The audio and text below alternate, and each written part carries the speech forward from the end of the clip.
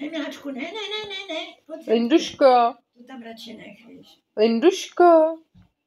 Ninuško. Ninuško.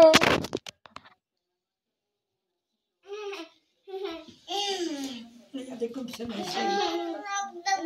Když ty děti tady byly, malý David nebo Nikolka, potom Zmíšku, Karolina s Honzou, potom tyhle, jak rostly, to nevěděli na balkon, pak už viděli, víš, to nevěděli židli a jim musela vidět.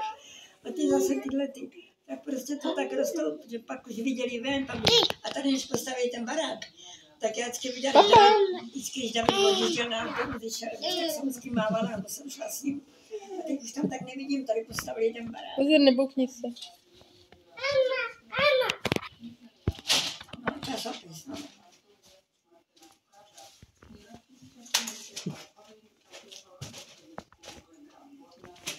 Tady mám zima, ne, Davidku, není zima. No, jsem tady to. Ale máš to všude.